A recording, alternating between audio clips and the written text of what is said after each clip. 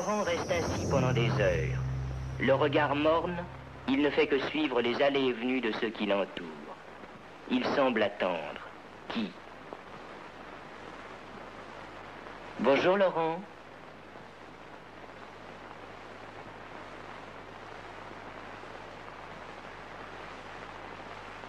Tu veux venir avec moi?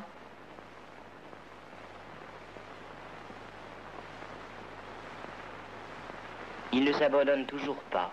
Raide et lointain, il ne regarde même pas la personne qui le tient. Il veut quelque chose. Il ne sait pas quoi. Cette petite fille, malgré son air heureux, est comme Laurent. Elle ne joue pas avec la personne qui la tient, ne la regarde pas.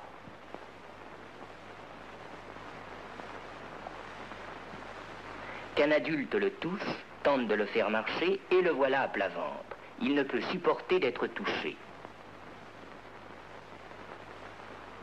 Monique agit de même. Viens avec moi, tu veux pas essayer? Et pourtant Monique sait marcher, à condition qu'on ne lui demande pas.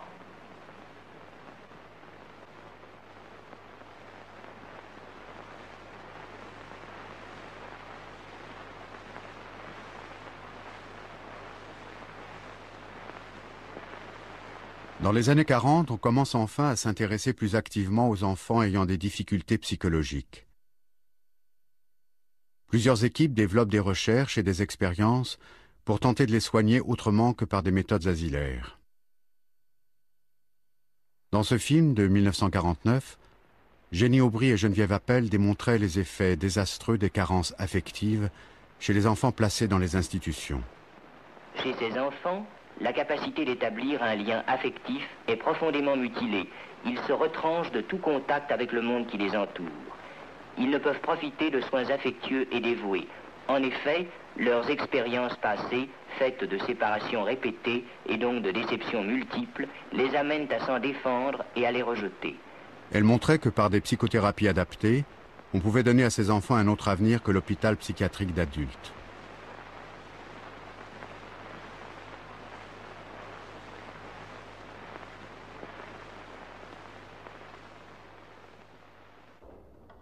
À cette époque-là, Françoise Dolto commence son activité clinique dans la voie qui est la sienne, la psychanalyse d'enfants. Dès 1940, elle arrive à créer une consultation hebdomadaire à l'hôpital pour enfants Armand Trousseau à Paris. Il y reçoit des enfants qui viennent en consultation ou qui lui sont envoyés pour des troubles psychologiques et qu'elle soigne par des cures psychanalytiques. Cette consultation, devenue très célèbre, dans son petit bureau anonyme de l'hôpital Trousseau, Françoise Dolto l'amènera tous les mardis pendant 38 ans.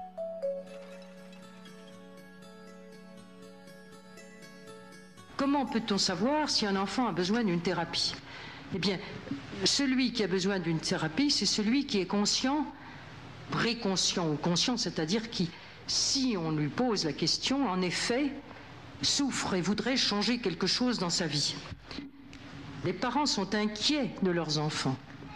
Ils se disent, est-ce que cet enfant se développe bien? Ils vont chez un psychanalyste, ils sont inquiets. De quoi êtes-vous inquiet? Ah ben, il est renfermé, il ne me confie pas ce qu'il veut, ce qu'il pense. Mais est-ce que votre enfant souffre? Ah ben non, il n'a pas l'air de souffrir. Il n'a pas l'air. Est-ce que vous lui avez demandé s'il était malheureux? Ah ben non, je lui ai jamais demandé. Mais vous avez l'air inquiet au point de venir payer une consultation. Les parents se regardent, ben oui, on est inquiet parce que telle chose de l'enfant qui n'a pas les résultats scolaires ou qui a des tics ou qui a des manies ou qui bégaye. Mais est-ce qu'il en souffre de son bégaiement? Ah ben non, pas du tout, il nous dit que ça est bien égal. Ben alors, ce qui souffre? Ah ben c'est moi, le père, ça m'agace, ça me met dans tous mes états. Ben faites une psychothérapie, vous. Mais oui, mais c'est vrai, c'est celui qui souffre qui doit aller parler de sa souffrance.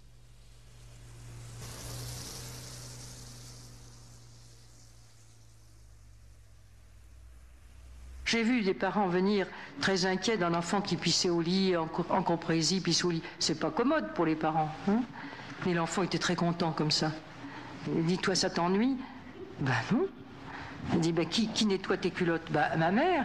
Et si elle te disait que c'était à toi de les nettoyer? Oh, ben, faudrait bien.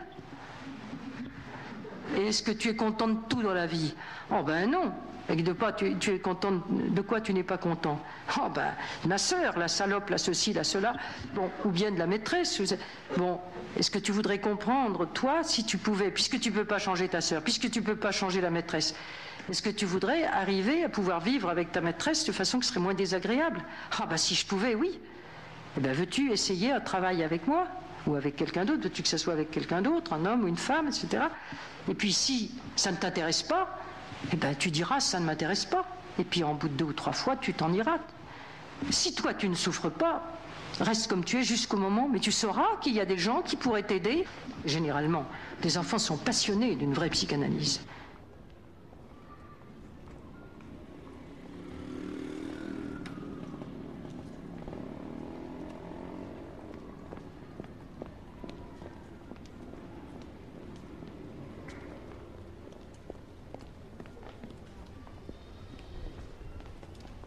Une personne vient parler, d'elle et des autres, à un psychanalyste formé pour l'écouter et elle le paie pour cela. Le patient, guidé par l'interprétation de son analyste, découvre les difficultés et les conflits qui résident dans son inconscient. C'est en mettant au jour ces tensions inconscientes, dans le rapport qui s'établit avec son analyste, que le patient sera soulagé. Tout ça n'est ni bien ni mal. Hein, jamais l'analyse ne peut travailler sur le bien et le mal. Elle travaille sur la souffrance, qui est un mauvais ressenti, mal dans sa peau, pour une raison que le sujet connaît ou qu'il ne connaît pas, mais il sent qu'il est mal dans sa peau. Est-ce que tu sens que ça va vraiment bien? Ben non, non. Est-ce que tu voudrais travailler? J'ai des cauchemars, toujours, ça m'embête mes cauchemars. Veux-tu venir les raconter à quelqu'un? Ah ben si ça peut m'aider, oui. Ben viens, tu raconteras les cauchemars, peut-être que ça t'en sortira.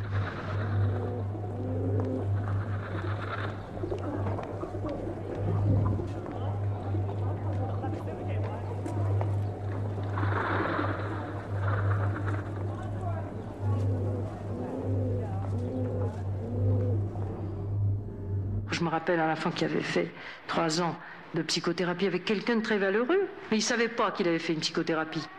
Alors il vient à l'hôpital, et sa mère me dit ça, il était un enfant dit schizophrène, hein, il était comme ça, perdu. Et je lui dis, vous avez fait une... Il me disait vous, non, que je disais vous, il y a aussi ça. Pourquoi dit-on tu à un enfant qui dit vous? Quand il dit vous à un adulte, l'adulte doit lui dire vous. Enfin, pourquoi on veut tout de suite prendre ce pouvoir comme s'il était petit et nous grand? C'est un être humain qui vient nous demander d'être à son service pour sortir d'une difficulté qui est la sienne. Si vous nous dit vous, nous lui disons vous. Tout de suite. Celui-là m'avait dit vous, je ne sais pas qui vous êtes, mais je lui dis est-ce que vous voulez me parler? Je ne sais pas qui vous êtes. Ben, moi je suis psychanalyste, qu'est-ce que c'est que ça? C'est quelqu'un qui est au service de ceux qui viennent le trouver parce qu'ils sont malheureux de quelque chose ou qui souffrent de quelque chose. Est-ce que vous êtes malheureux? Il n'a pas répondu. Est-ce que vous souffrez? Alors il ne répondait pas, c'était un schizophrène. Je lui ai dit, ben, est-ce que vous souffrez dans votre corps? Alors j'ai pris le haut en bas, la tête, le cou, puis j'avais pas eu le temps d'aller plus loin, qui dit, je souffre à rien dans mon corps. Voilà. Est-ce que vous souffrez autrement? Alors comme ça. Et puis, je peux vous le dire, mais je dis, vous venez pour ça, si vous le savez. Eh ben oui. Ben oui, je souffre à mon père. Et j'ai dit, vous croyez que vous pourriez changer quelque chose à cette souffrance? Eh ben, je ne sais pas. Est-ce que vous voudriez travailler à moins souffrir à votre père? Ah oui. J'ai dit, vous avez déjà travaillé. Est-ce que vous aviez parlé de ça avec Madame Untel? Il me dit, mais Madame Untel, pourquoi? Je dis, parce que c'était une psychothérapie. Vous êtes allé chez elle 3 ans, 2 fois par semaine. Moi, jamais fait de psychothérapie, comme ça. J'ai dit, vous alliez chez quelqu'un qui vous disait de parler de... Ah oui, ma mère m'avait dit que c'est quelqu'un qui aimait les enfants. Alors, je n'ai pas emmerdé ma mère de chez elle. Mais jamais je lui ai parlé, ce qui était vrai.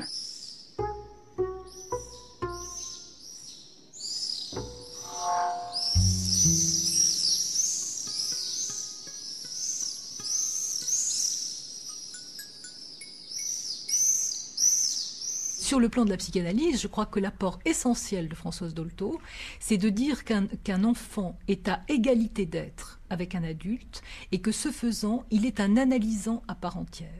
Et ça, c'est véritablement une rupture par rapport à tout ce qui s'est dit avant.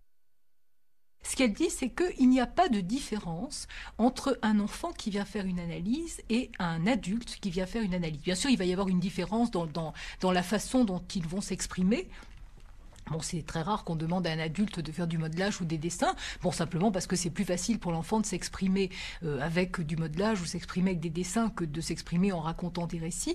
Bon, ça, bien sûr, c'est une différence. Hein. De même qu'il y a une autre différence qui est que l'adulte parle du passé, enfin, parle de son enfance beaucoup et que l'enfant le vit au présent. Bon, mais il n'y a pas de différence en ce sens que la cure, dans son éthique, est la même. C'est-à-dire que l'enfant a droit au même respect. On n'a pas plus à le diriger, on n'a pas à le conduire quelque part, on n'a pas à vouloir son bien, on n'a pas à lui imposer des choses, on a à avoir la même rigueur, le respecter autant, lui laisser faire son chemin tout autant qu'un adulte. Ça, c'est absolument révolutionnaire. Françoise Dolto tient sa consultation à l'hôpital Trousseau jusqu'en 1978.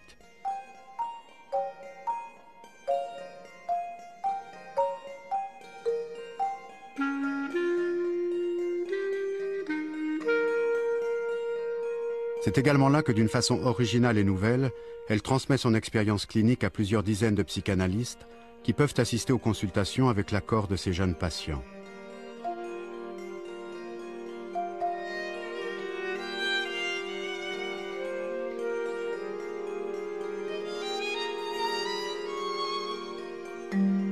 Ici, pendant toutes ces années d'activité clinique ainsi qu'au cours de ses séminaires, Françoise Dolto a formé des générations de praticiens à son enseignement. Oui, elle était effectivement, elle, assise à un bureau perpendiculaire auquel figurait une petite table, le bureau de Françoise Dolto, la petite table à laquelle était assis l'enfant qu'elle recevait, en face d'elle, les quelques 10 à 15 assistants qui pouvaient être là, pressés dans ce petit bureau qui n'était pas gigantesque, comme vous avez peut-être pu le découvrir, et donc recevant là et l'enfant et le cas échéant la famille accompagnatrice, car il est important de préciser au passage que dans le travail que Françoise Dolto effectue, c'est un travail qui peut s'effectuer avec l'enfant seul, mais je dirais que si c'est l'enfant qui monte au front de son travail analytique et psychothérapeutique, c'est toujours en association et en présence avec les parents eux-mêmes qui sont, d'une certaine façon, pris en compte dans ce travail psychothérapeutique.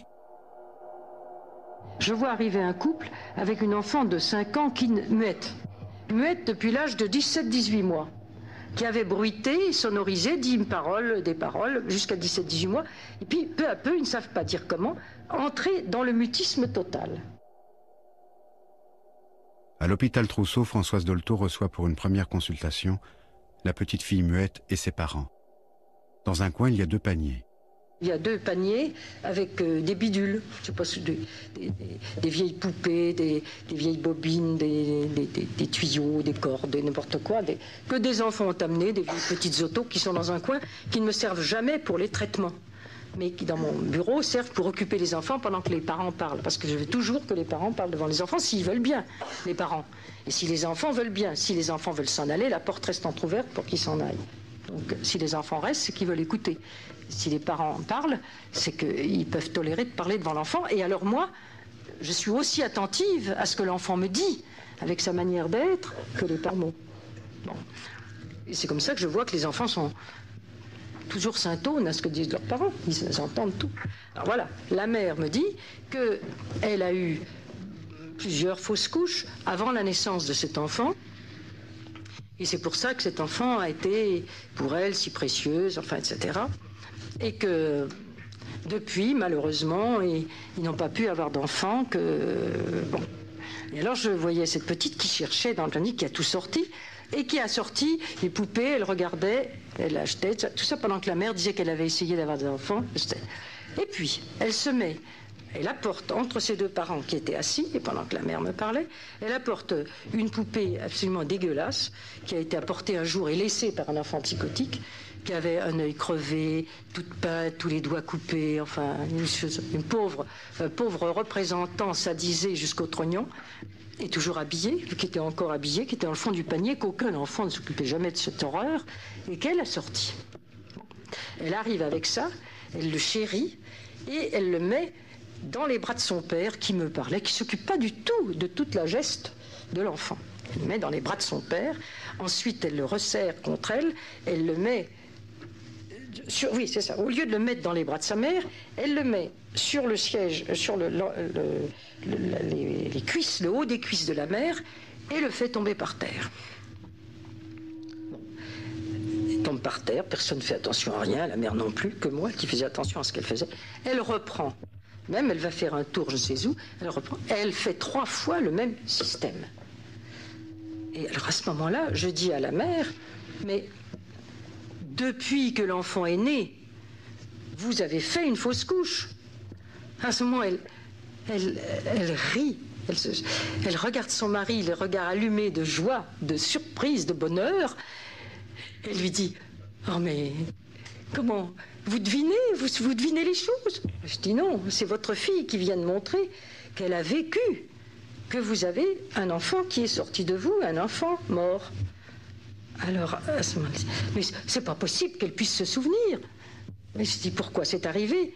Alors, je dis à la petite, je l'appelle, à ce moment-là, elle regarde son père, elle nous regarde d'un air très intense. Mais je dis, mais pourquoi? C'est possible, vous dites que vous auriez tellement désiré un enfant depuis, peut-être que c'est seulement ça, je n'en sais rien, est-ce que vous avez autour de vous? Alors elle dit ça, mais non, écoute, on peut lui dire, alors, ben voilà. Pour des raisons médicales, la mère avait dû subir un avortement quand sa fille avait 3 mois. Françoise Dolto donne alors son interprétation sur la façon dont l'enfant avait vécu cette histoire. Et j'ai dit, eh bien tu sais, c'est très important Isabelle ce que tu as vécu là, parce que c'est comme si ta maman t'avait dit, tu vois, les filles, eh bien ça doit faire attention quand ça va avec les messieurs. Faut pas toujours avoir des enfants. À ce moment-là, sa mère s'est mise à sangloter, à sortir son mouchoir, à mettre sa tête contre son mari et pleurer. Son mari, elle a conseillé, tu vois, je te disais bien. Elle commençait à vouloir dire qu'elle aurait voulu la garder, etc. L'enfant tire son père. Viens, papa, elle est emmerdante, cette dame-là. Le père me regarde, je dis, ben voyez qu'elle parle. Alors, écoute, mais viens, papa, elle est emmerdante, cette dame-là, on laisse maman. On laisse maman. Alors, j'ai dit pas du tout. Ton père ne laissera pas maman du tout. Tu voulais bien avoir un enfant avec papa. Tu étais bien jeune pourtant. Hein, paraît que tu n'avais que 3 mois. Mais tu as dû l'entendre quand ta mère désirait tellement. Puisque la mère désirait depuis 3-4 ans avoir un autre enfant et n'y arrivait pas. Ben voilà. Cet enfant qui parlait complètement. Elle a parlé par ce geste qui me disait, mais c'est pas les fausses couches d'avant elle. Puisqu'elle savait. Avant elle, elle n'aurait pas su que ça sortait entre les jambes. C'est pas elle qui était... Elle a peut-être été menacée, elle aussi, quand sa mère a commencé à être enceinte d'elle, qu'elle allait mourir. Mais c'était une enfant hyper précoce.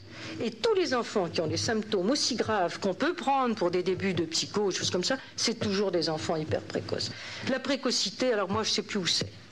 Vraiment, je ne sais plus où il faut et à quel niveau d'âge civique il faut remonter pour comprendre ce que c'est que l'amour, le désir. Ça a l'air vraiment d'être total dès le premier jour de la vie, en ayant si peu de moyens matériels pour le montrer, enfin pour être compris des adultes, mais c'est tout à fait comme un être... je crois qu'il y a des passions aussi violentes à 3 semaines, à 3 mois, chez les enfants très intelligents, et qui ont des perceptions de certaines personnes qui leur correspondent.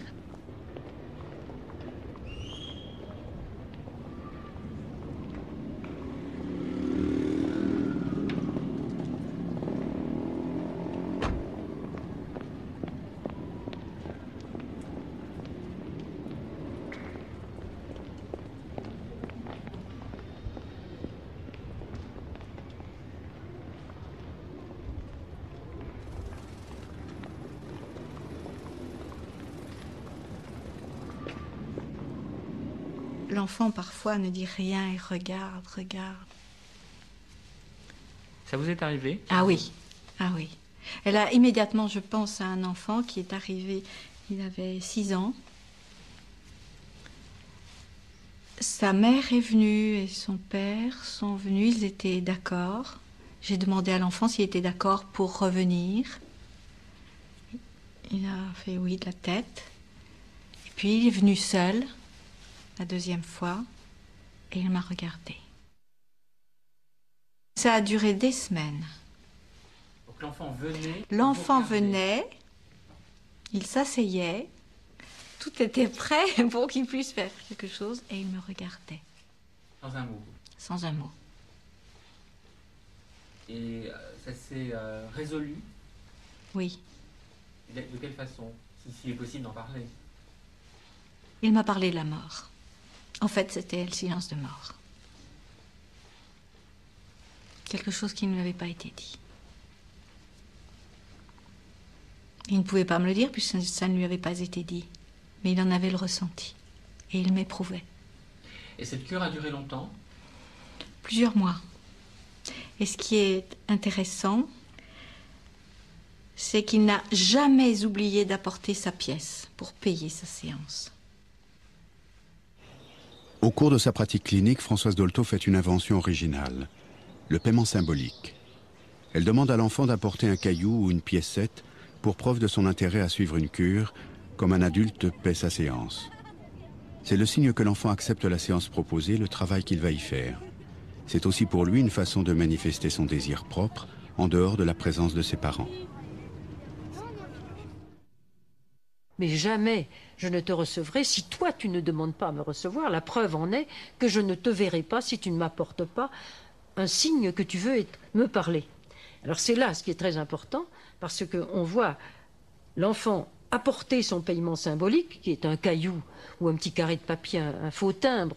J'ai pris un système qui est symbolique. Un timbre, c'est pour payer un message qu'on envoie. Les choses que tu me dirais dans une séance, ce qui se passerait, c'est comme un message que tu donnerais de toi et tu payes un timbre pour ça. Si tu ne me l'apportes pas, je comprendrai que tu ne veux pas me parler et c'est toi qui as raison. Tu as raison pour toi, personne d'autre que toi, et moi je n'ai pas raison pour toi. Eh bien, c'est fantastique de voir combien on a de séances purement négatives. Ils viennent et ils payent pour vous dire, puis je vous hais, puis je vous déteste, et puis tiens, te voilà, ou vous tu ou vous, et ils dessinent une chose, et puis tout ce qu'ils font, et je te perce, et tu saignes, et tout ça. Ils ne font que de la traduction de haine, alors qu'ils ont payé pour une séance où on n'a qu'à les écouter. Alors que c'est pas la haine amour, c'est la haine, se débarrasser de leur souffrance sous cette forme. Ils ont payé pour ça, et alors ils vous regardent comme ça, ils disent, mais vous faites une excellente séance, vous avez payé pour cette séance. Hein?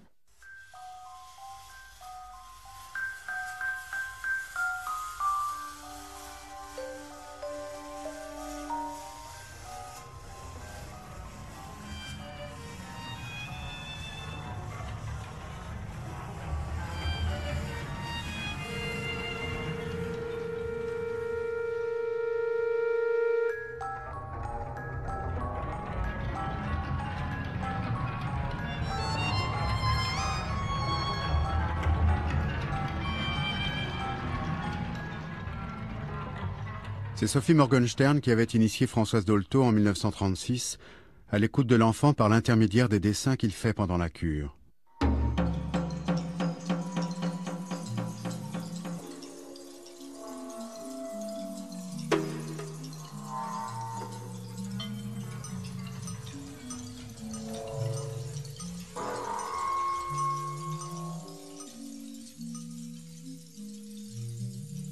Françoise Dolto prolongera cet enseignement en proposant à l'enfant de réaliser aussi des modelages en pâte à modeler.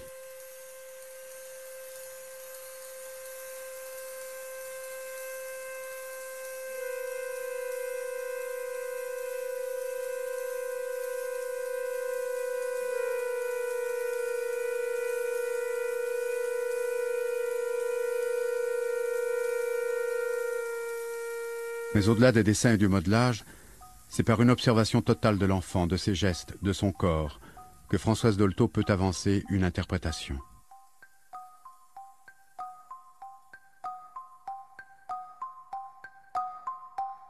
Elle invente aussi des objets pouvant devenir des supports aux projections des enfants, comme la poupée fleur. Alors elle prenait une boule de pâte à modeler Et puis elle le lançait comme ça en direction de l'enfant. S'il ne réagissait pas, elle prenait une autre boule. Quelquefois, 2 boules se touchaient. Ah, et on voyait l'enfant tout d'un coup intéressé. Il lui arrivait aussi de prendre, elle, un crayon et de dessiner comme ça. Et l'enfant regardait. On le sentait tout d'un coup, qui sortait de quelque chose, d'un chaos. Elle était toujours dans la recherche et jamais dans la trouvaille.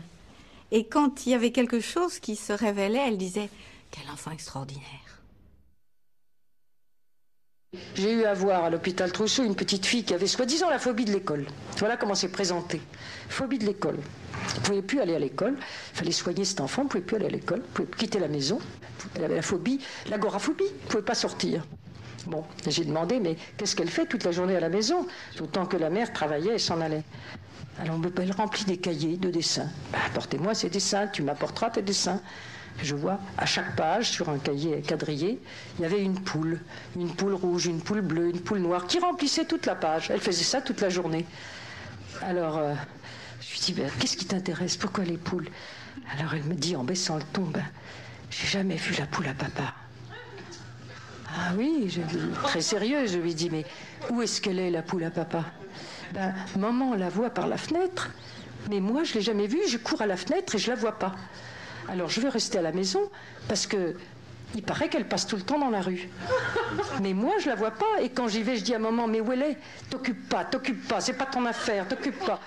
L'enfant était pas allée à l'école, c'était parce qu'elle voulait un jour voir la poule à papa, elle croyait que c'était une gallinacée. Voilà, et c'était une enfant de 7 ans.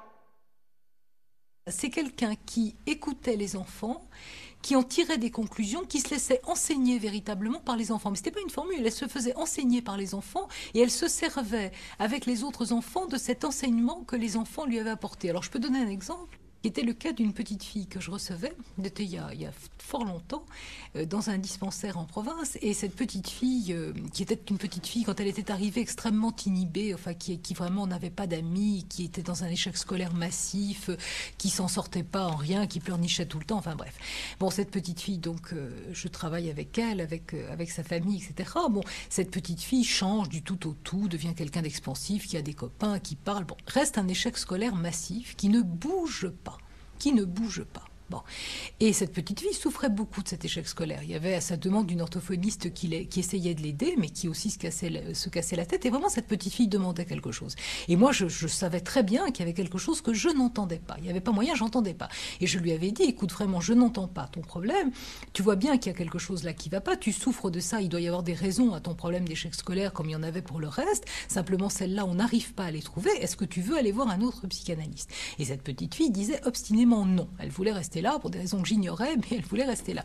Et cette petite fille était devenue vraiment un cauchemar pour moi parce que je me sentais dans l'impuissance, l'imposture, enfin, et dans l'incapacité à soulager cet enfant de quoi que ce soit de sa souffrance. Et cette petite fille faisait répétitivement 2 dessins en alternance. J'avais essayé par tous les bouts de poser des questions dessus, de chercher des interprétations, enfin rien à faire, je n'y comprenais rien. Bon. Et j'étais donc en contrôle, cette fois personnel, avec Françoise Dolto, et un jour, mais j'y croyais même pas, parce que j'étais tellement désespérée que je pensais que sainte Françoise Dolto elle-même n'y pouvait rien. Donc je lui apporte les dessins et je lui dis, voilà, et je lui explique en gros ce qui se passe, et je lui dis, j'y comprends rien, voilà, je n'y comprends rien, si vous pouvez faire quelque chose, bon. Mais vraiment, je n'y croyais pas. Et Françoise regarde les dessins, et elle me regarde, et elle me dit, mais elle couche avec son frère. Et alors je sursaute absolument, je dis, enfin, comment vous voyez, qu'est-ce que c'est que cette histoire et comment vous voyez ça? Elle me dit, mais regardez, les personnages qui sont dessinés, ils ont les mains au robinet. Je dis, mais qu'est-ce que... Bon, et elle me montre qu'effectivement, les mains des personnages avaient la forme d'un robinet.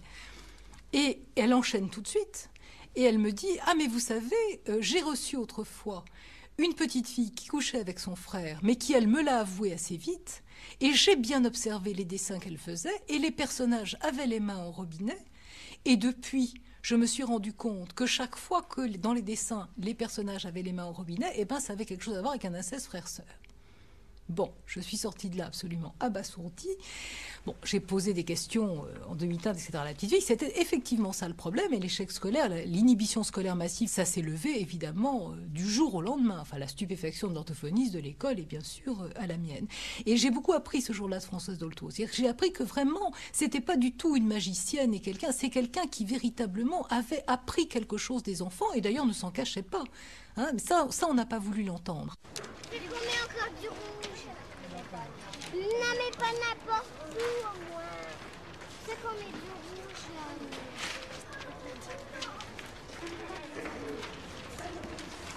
Attention, j'ai trop de vert. Est-ce que j'ai la carte? Mais moi, j'ai trop de rouge. Et là, faut pas faire le rouge, plus que le rouge. Là, t'as besoin un peu de rouge.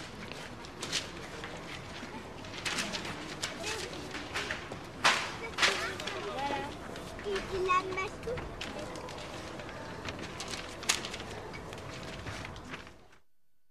Il est magnifique son escargot. Il y a une dynamique de départ chez cet enfant qui est formidable. La dynamique de départ, oui. Et ça vient de quand le rond de l'escargot, il a une spirale qui mathématiquement est juste. Et il a une spirale mathématiquement juste, ce qui est très rare. Et elle est violette. La couleur violette est la couleur sans sexe. Les couleurs ont un sens pour les enfants. Et ça, je l'ai appris des enfants. Moi, je ne savais pas avant. Alors voilà que je pense que ce papillon, vous voyez, c'est un squelette. C'est des os, comme les enfants voient, ce premier papillon. Bon, il y a énormément de choses qui n'ont pas été vues.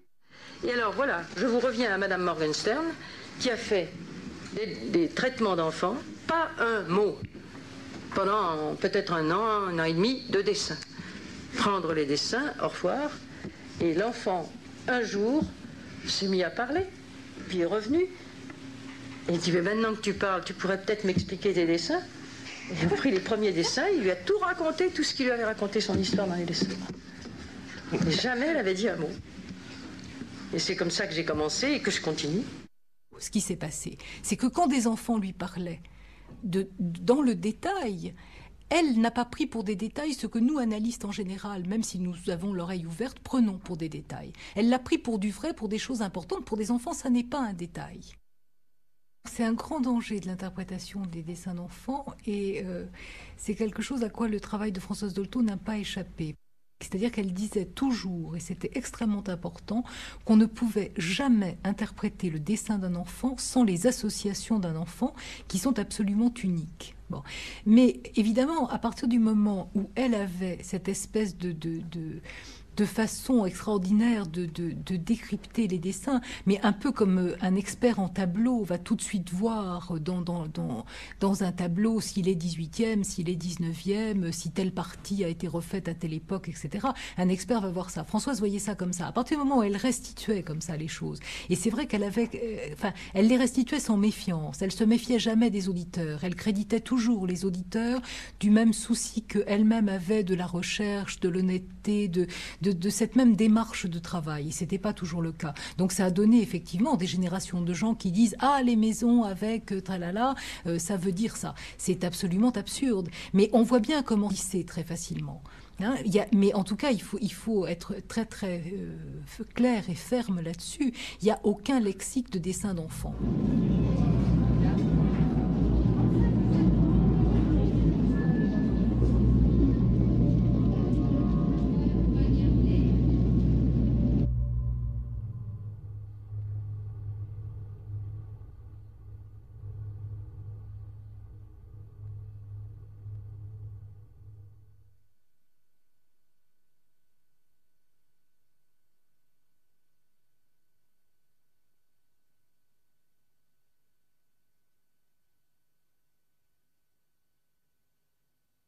Il y a quelque chose de frappant à la fin, en tout cas quand les dernières années où elle a travaillé à Trousseau, c'est qu'elle recevait des enfants qui étaient parfois extrêmement handicapés, touchés, si ce n'est physiquement véritablement dans leur corps, mais des grands psychotiques enfants, c'est-à-dire des enfants ou des enfants plus si jeunes que ça, mais qui étaient dans un état de difficulté mentale communicationnelle radicale, quoi.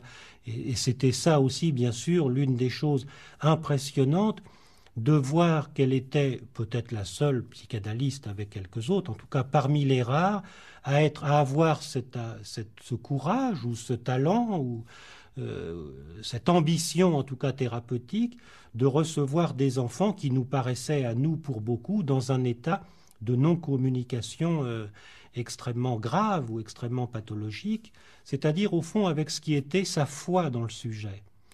C'est-à-dire qui était le fait que là où il y a de la corporéité présente avec un humain, il y a du sujet. On parle de sa foi, on a beaucoup parlé de sa foi en tant que religieuse. Je crois qu'il faut la situer, sa foi, dans son laïcat clinique qui faisait que, recevant des enfants comme ceux-là, elle avait la conviction qu'elle pouvait être entendue du sujet auquel elle s'adressait.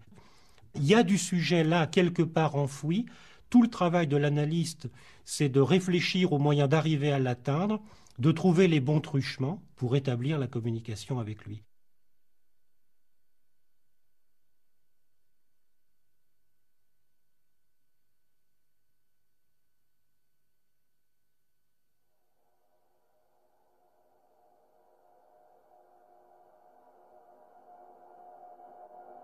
Nous ne savons pas ce que c'est que la psychose. Ce que nous en savons, c'est que généralement, c'est des enfants très très précoces et beaucoup plus intelligents que la moyenne des enfants. Et qui sombrent dans l'absence de communication parce qu'ils n'ont pas été compris à un moment. C'est ni bien ni mal. C'est une épreuve de notre vie. Ça existe autant, la psychose, dans les pays de l'Est que chez nous. C'est un moment dans l'humanité actuellement. Possible, ça n'existe pas dans les pays noirs. Les enfants continuent de ne pas être psychotiques, pas plus qu'avant, ni moins. Ils sont soi-disant possédés que ça, mais autant qu'avant, ni plus ni moins. Il semble que ce soit en rapport avec les sciences diététiques, les biberons, la séparation du corps. On ne sait pas très bien, on ne sait pas. Je pourrais vous dire beaucoup de choses. Mais les psychotiques que je suis arrivée à sortir d'affaire, vraiment, qu'est-ce qu'ils m'ont appris? Tellement plus intelligents que moi.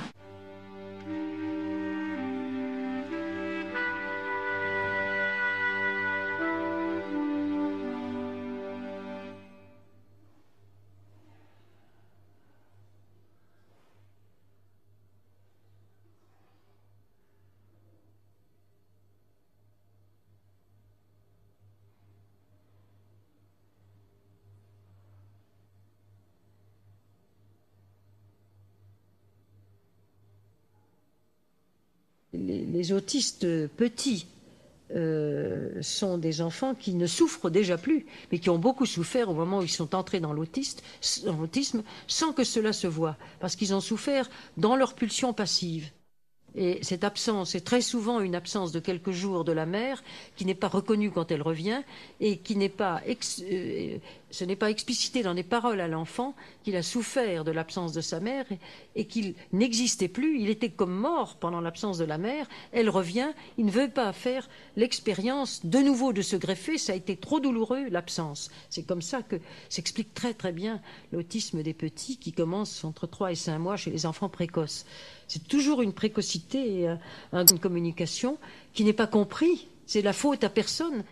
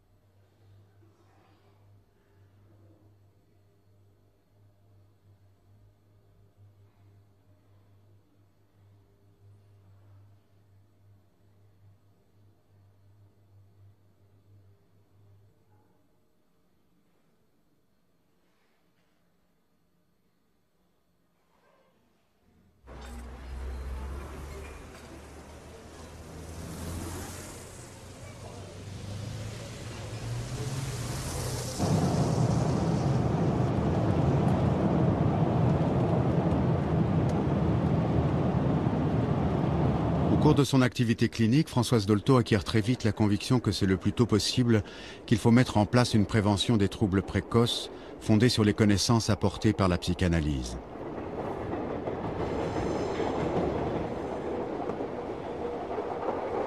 Elle met en œuvre cette idée en 1978 avec quelques personnes en inventant la Maison Verte. Apparemment, comme toute action de prévention, la Maison Verte ne montre rien de spectaculaire. Pourtant, c'est une invention majeure. C'est un lieu de loisirs pour les enfants petits avec leurs parents, une sorte de jardin public avec un toit où se passent des événements qui n'ont lieu dans aucun jardin public des villes modernes. Pour une raison simple, c'est que la vie dans ces endroits est fondée sur quelques principes très précis. Françoise Dolto a toujours été très centrée sur l'importance pour les enfants d'en rencontrer d'autres. Et au plus tôt au mieux. C'est cette idée comme ça qu'à partir du moment où, et je pense que ça c'est une des difficultés sans doute de tous les couples et les jeunes couples aujourd'hui, c'est de se refermer petit à petit, de faire ce qu'on appelle des familles comme ça unicellulaires, où en fin de compte on vit à 3, parfois 4, 5, c'est déjà exceptionnel, dans une entité isolée, un petit appartement. Et je pense que pour elle c'était fondamental que il y ait toujours une ouverture, qu'il y ait une possibilité pour les enfants de voir d'autres enfants, pour les adultes de voir d'autres adultes, de ne pas justement se refermer. Françoise Dolto trouvait cruel que la société sépare l'enfant de ses parents dans les premiers mois, sans transition, sans apprentissage de l'autonomie.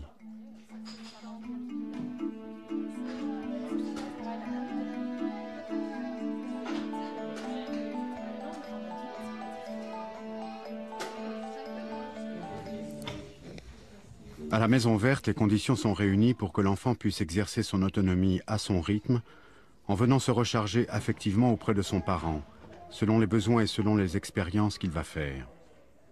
Cela aide aussi les parents à accepter sans angoisse l'autonomie de leur enfant. Non,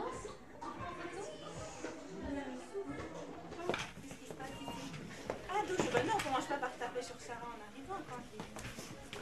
Non, Sarah, tu tapes pas. Monsieur Lara peut commencer à taper.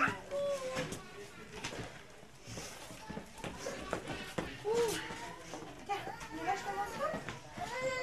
Je pars pas, je suis là.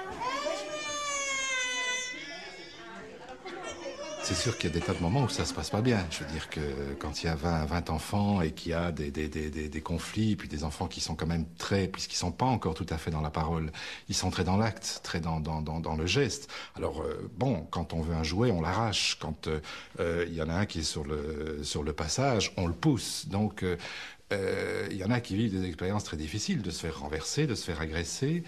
Et ce qu'on voit, c'est que ce qui est fondamental pour eux, c'est de directement, ils retournent chez leur mère, ils se resécurisent là, c'est comme un puzzle comme ça qui se reconstruit, et puis hop, ils repartent. Et bien souvent, ils repartent d'ailleurs vers celui qui les a agressés. Et c'est là où on se rend compte que pour eux, c'est pas vraiment, ils ne sont pas dans l'idée qu'au fond l'autre est méchant. Parce que très vite, les adultes mettent des étiquettes là-dessus. Tu es méchant, tu dois être gentil, enfin bon. Et en fait, pour les enfants, la question ne se pose pas comme ça. C'est une expérience, ils se sont fait pousser. Tiens, pourquoi ça se passe comme ça? Alors, ils y retournent pour voir si ça va encore se passer comme ça.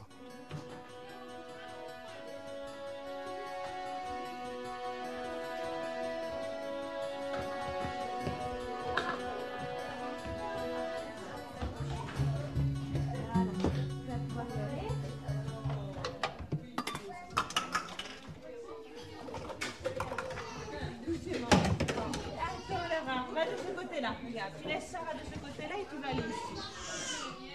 Ah, tu laisses. On dit, on ne peut pas jouer à l'eau si on n'a pas de tablier. L'enfant se roule par terre parce qu'il veut jouer à l'eau sans tablier. Tu peux te rouler par terre, c'est pas mal du tout. C'est pas mal de se rouler par terre. Pourquoi il faut se fâcher? Qu'est-ce que ça fait du mal à qui? À personne. Il veut que ça fasse de l'effet. Ça ne fait pas d'effet. On dit, ben, moi, il a fait de la gymnastique. Mais tu ne peux pas pour ça aller jouer à l'eau maintenant. Mais moi, je lui permets à la maison, dit la mère. Mais vous avez raison chez vous. Mais ici, c'est le règlement pour tout le monde. Et alors, les enfants apprennent qu'il y a un règlement pour tout le monde qui n'est pas contre eux, qui ne les vise pas. C'est comme ça, c'est un règlement. Et grâce à quoi ils apprennent justement à se vacciner contre les épreuves de la vie en groupe.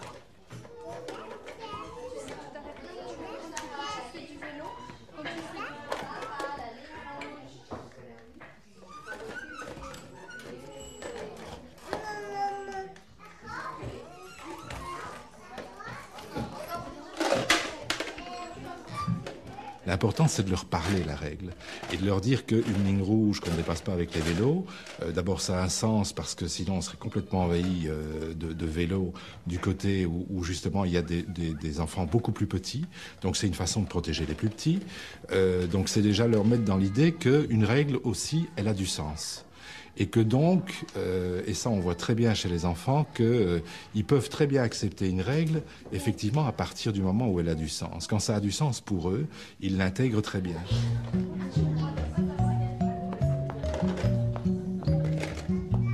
Les familles viennent de façon anonyme à la Maison Verte, mais l'enfant est accueilli à travers ce qui lui appartient en propre, son prénom.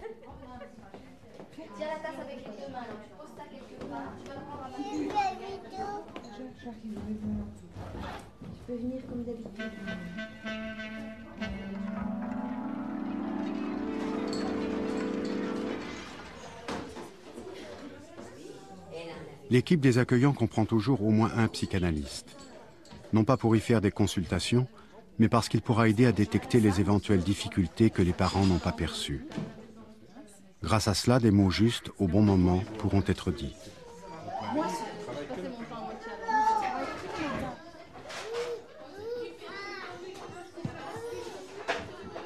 La parole sera aussi présente pour aider l'enfant dans ses expériences quotidiennes. Dans les jeux, on ne fera pas les choses à la place de l'enfant, on lui dira comment faire. Ainsi, l'enfant apprend à s'auto-materner, c'est-à-dire à assurer seul la satisfaction de ses besoins.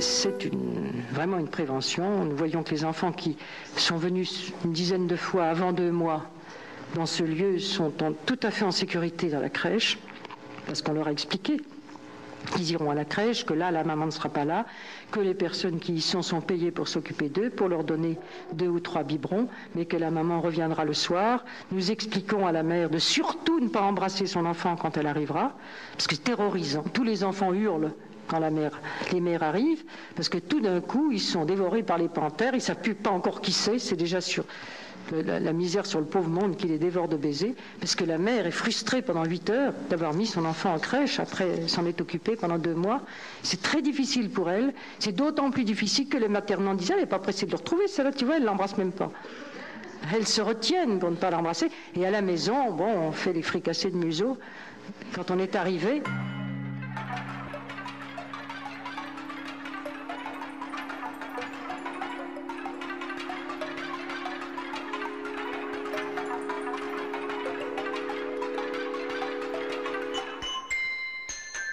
Depuis 1978, l'idée de Maison Verte n'a pas seulement essaimé un peu partout, mais a été aussi reprise par des équipes qui l'ont adaptée à d'autres environnements.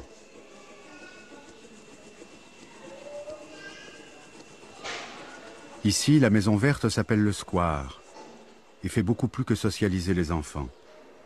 C'est même, pour certaines familles, le seul lien de contact et d'intégration dans cette cité.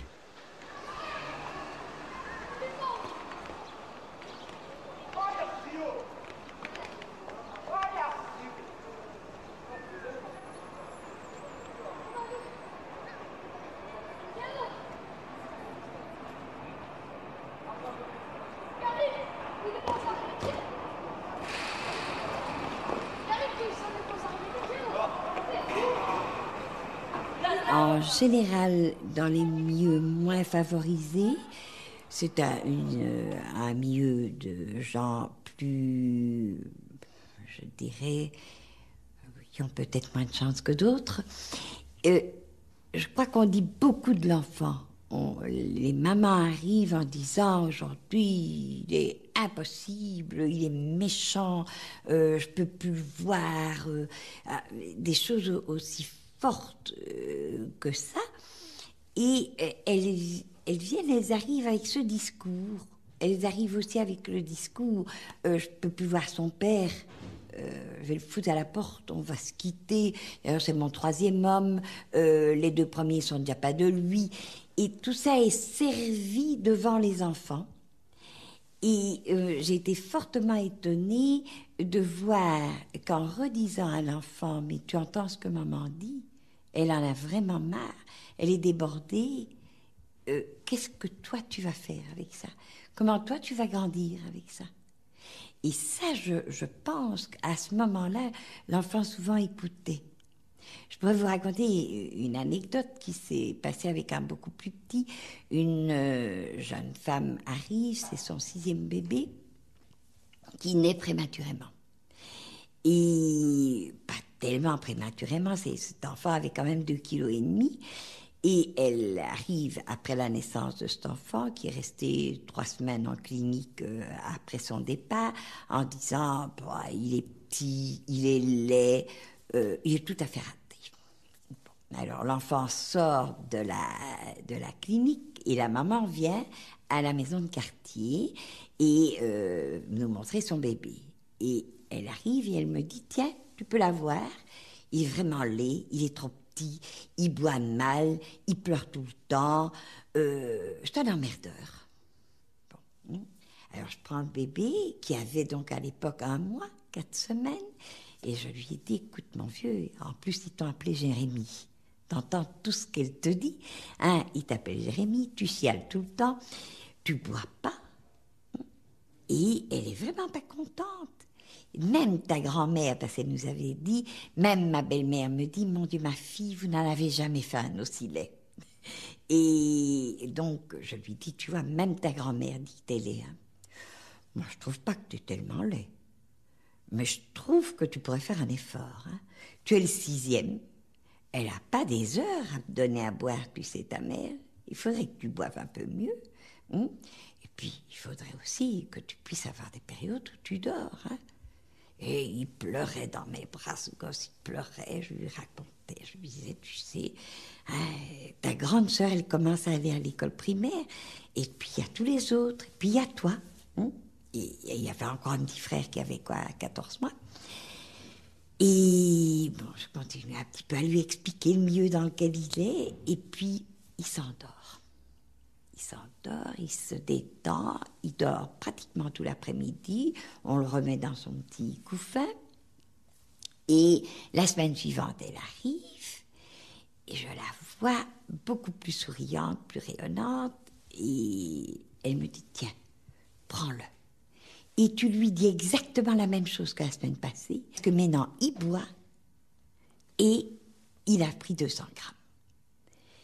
Et cette mère, maintenant cet enfant a 5-6 mois, et cette mère a vraiment pu avoir un contact avec ce bébé à la suite, je pense, de ce soutien qu'elle a reçu. Et ça, je crois que c'est transposable. Cette parole vraie dite à l'enfant et le soutien qu'on apporte et aux gosses qui doivent vivre ce qu'ils doivent vivre, et aussi aux mères qui, pour moi, sont généralement des mères fantastiques.